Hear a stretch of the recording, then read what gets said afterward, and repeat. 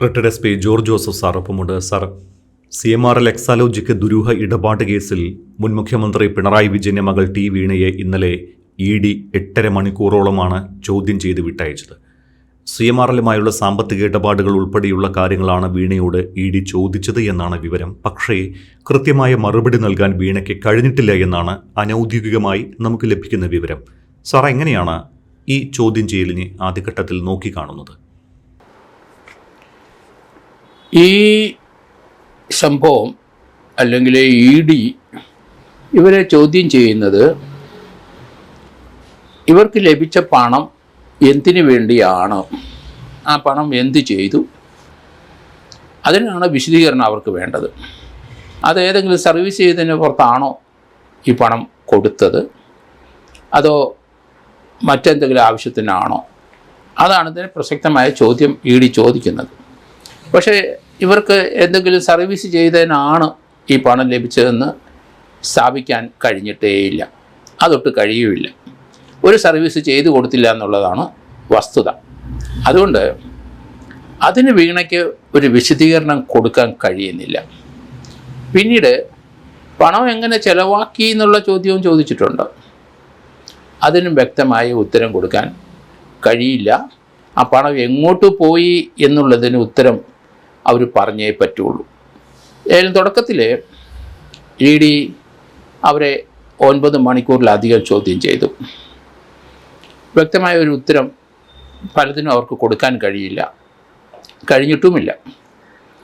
അത് തന്നെയല്ല, ചോദ്യങ്ങളായിട്ട് ചോദിച്ചു, ഉത്തരങ്ങളായിട്ട് എഴുതിയാണ് ED ആ വർക്ക് തീർക്കുന്നത്. അതിൽ നിന്ന് പിന്നെ അവർക്ക് മാറാനൊക്കില്ല, അവരെഴുതി ഒപ്പിട്ട് കൊടുക്കുകയാണ്. അതുകൊണ്ട് ചോദ്യ ഉത്തര രീതിയിലാണ് ആ ചോദ്യം ചെയ്യൽ മുഴുവൻ നടത്തിയത്. 9 മണിക്കൂറും അങ്ങനെ തന്നെയാണ് ചോദിച്ചിരിക്കുന്നത്. അതിനുള്ള ഉത്തരങ്ങളും എഴുതി വാങ്ങുകയും ചെയ്തു. ഇനി ഇവരെ കൂടുതലായി ചോദ്യം ചെയ്യേണ്ടിയിരിക്കുന്നു. അതിന് ഇനിയും അല്പസ്വല്പം താമസം നമ്മുടെ EDക്കുണ്ട്. ഇവർ പറഞ്ഞ കാര്യങ്ങളും കരിമണൽ കർത്തായുടെ ഭാര്യ, മകള്, മകൻ, അവരെ ചില കാര്യങ്ങൾ ചോദിച്ചിട്ടുണ്ട്. അവരുടെ അറിവിൽ വീണയ്ക്ക് ഈ പണം കൊടുത്തത് എന്തിന് എന്നുള്ള ചോദ്യത്തിന് അവർ ഉത്തരം പറഞ്ഞിട്ടുണ്ടാവണം. അതുകൊണ്ട് ആ വിവരങ്ങളും ഇവരുടെ മൊഴികളും ഇപ്പം അവർക്കൊരു കൺക്ലൂഷൻ എത്താൻ കഴിഞ്ഞിട്ടില്ല. അത് ഇനിയുള്ള ദിവസങ്ങളിൽ മാത്രമേ അത് കഴിയുള്ളൂ. അതിന് വീണ്ടും എല്ലാവരെയും വീണ്ടും ചോദ്യം ചെയ്യേണ്ടി വരും EDക്ക്. സാർ, ഇന്നലെ എഴുതി തയ്യാറാക്കി നൽകിയ ചോദ്യങ്ങൾക്ക് വീണ മറുപടിയും എഴുതി നൽകുകയായിരുന്നു. വീണ മാനേജിംഗ് ഡയറക്ടറായ എക്സാലോജിക് സൊല്യൂഷൻസ് സേവനമൊന്നും നൽകാതെ CMRL കമ്പനിയിൽ നിന്ന് 2.78 കോടി രൂപ കൈപ്പറ്റിയതിനെക്കുറിച്ച് വീണയ്ക്ക് കൃത്യമായ മറുപടി ഉണ്ടായിരുന്നില്ല എന്നാണ് വിവരങ്ങൾ. അതത് കാലയളവിൽ എക്സാലോജിക്കിന്റെ ദൈനംദിന പ്രവർത്തനങ്ങൾക്ക് നേതൃത്വം നൽകിയ ജീവനക്കാർക്ക് മാത്രമേ ഇക്കാര്യങ്ങൾ അറിയൂ എന്നാണ് വീണ ഇന്നലെ EDക്ക് മറുപടി നൽകിയത് എന്നാണ് ഇന്ന് മനോരമ ഉൾപ്പെടെ റിപ്പോർട്ട് ചെയ്തിരിക്കുന്നത്.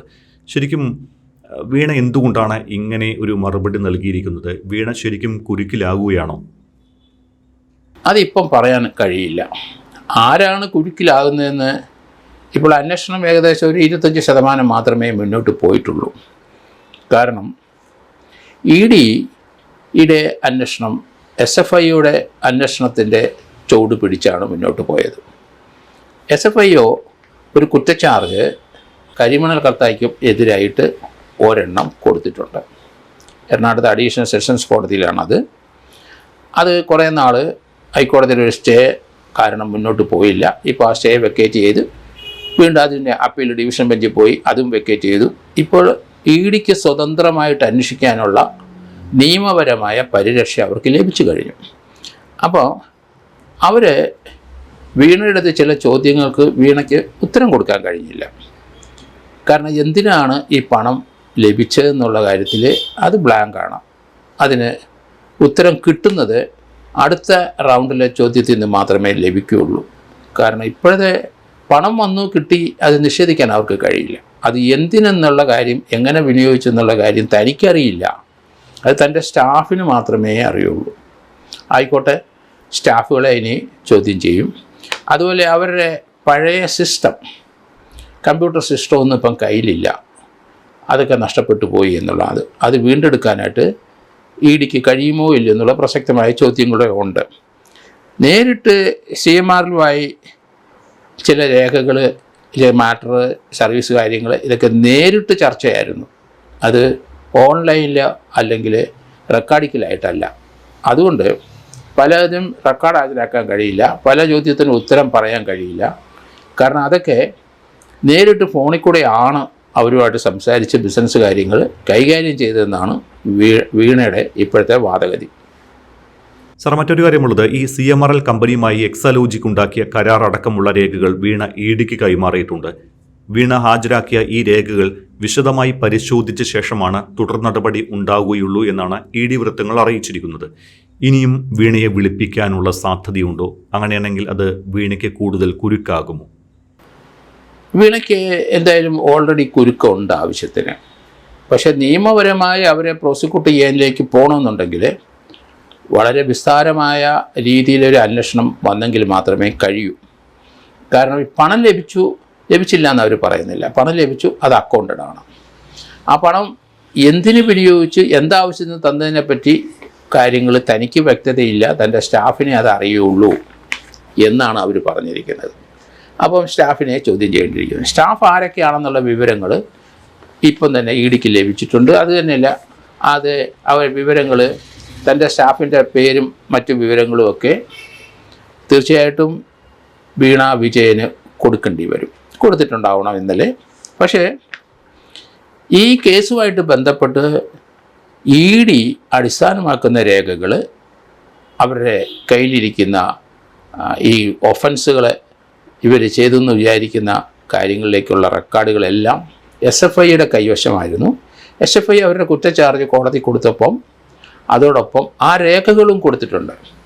ആ രേഖകൾ ഏകദേശം 340 രേഖകളെന്നാണ് മനസ്സിലാക്കുന്നത്. 134 റെക്കോർഡ്സുമായിട്ട് ബന്ധപ്പെട്ടതാണ്. ആ 134 റെക്കോർഡ്സൊന്നുമായിട്ട് ബന്ധപ്പെട്ടപ്പോൾ 22,000 പേജ് ഉണ്ടായിരുന്നു. അപ്പോൾ ആ 22,000 പേജ് കോടതിയിൽ നിന്ന് അതിൻ്റെ സിറോക്സ് എടുക്കാനായിട്ട് താമസിക്കും. ആ 22,000 പേജ് എടുക്കാനുള്ള താമസം കൊണ്ട് ഇന്ന് വരെ ഇ ഡിക്ക് ആ റെക്കോർഡ് ലഭ്യമായിട്ടില്ല.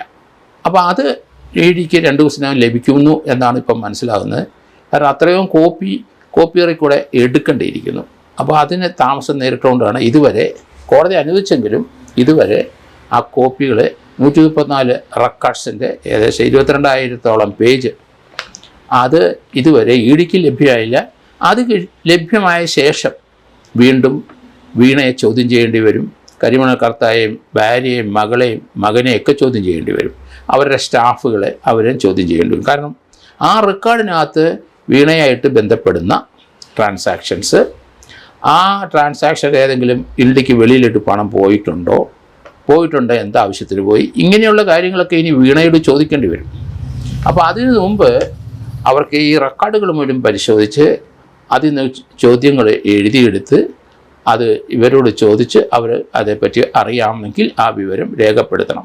അത് വല്ലാത്തൊരു ചടങ്ങാണ്, ടൈം കൺസ്യൂമിംഗ് ആണ്, താമസിക്കുകയും ചെയ്യും. അതുകൊണ്ട് ഇനിയിപ്പോൾ അടുത്ത റൗണ്ട് വീണയെ ചോദ്യം ചെയ്താലും ഒരു അറസ്റ്റ് ഉടനെ ഉണ്ടാവുമെന്ന് എനിക്ക് തോന്നുന്നില്ല.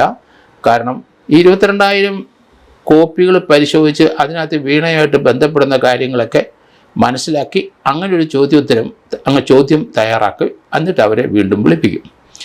അതിനുശേഷം ഇവർ ഈ പണം എങ്ങോട്ട് പോയി എന്നുള്ള കാര്യത്തിനും ചോദ്യങ്ങൾ ആ സംഭവത്തിന് ശേഷമാണ് അത് ചോദിക്കാനുള്ള സാധ്യതയുള്ളൂ.